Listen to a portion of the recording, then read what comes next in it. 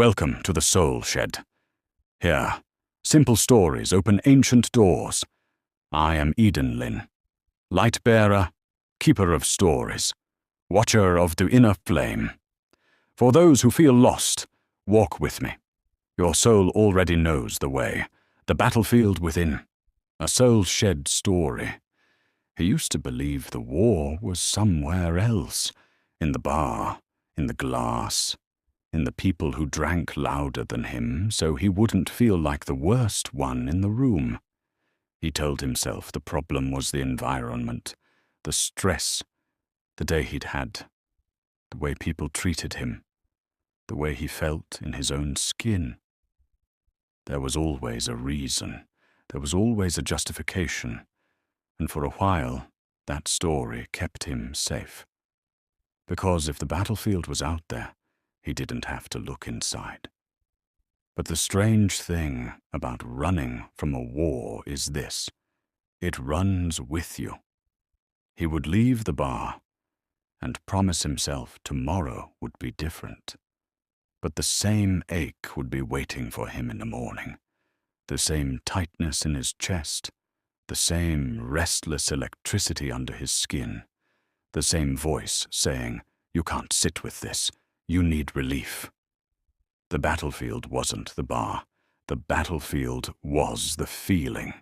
It was the grief he never named, the anger he swallowed, the fear of not being enough, the shame he carried quietly so no one would see it. Addiction didn't arrive as a monster.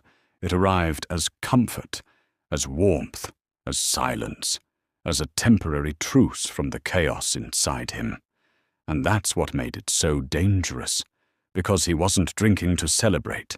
He was drinking to escape himself. And you can't outrun yourself. The hardest truth he ever faced was this: the demon didn't live in the bottle. The demon lived in the unspoken pain. It wore his face because it was born from him. Not evil, not cursed, just hurt. And hurt, when unfaced, learns how to scream.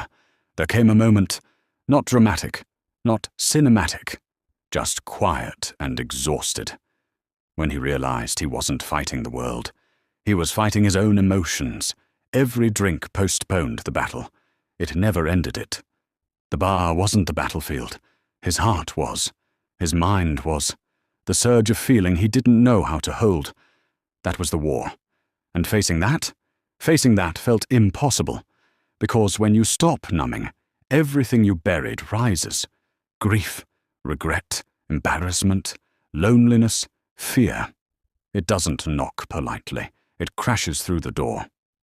But here's the part no one tells you. When you finally sit in the feeling instead of running from it, it doesn't kill you. It hurts. It shakes you. It humbles you. But it doesn't destroy you. And something strange begins to happen. The demon gets smaller, not because it disappears, but because it loses its fuel. Every time he chose not to sit at that bar, he wasn't proving strength to the world. He was reclaiming territory inside himself, an inch at a time, a breath at a time, a day at a time.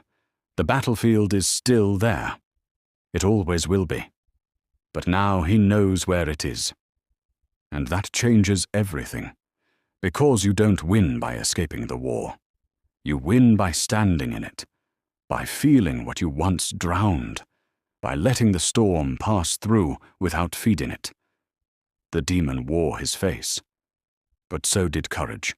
And in the end, the battlefield within became the place he learned who he really was. Thank you for listening to The Soul Shed. Until next time, take care of your light. And when it feels dim, come back. We'll be here.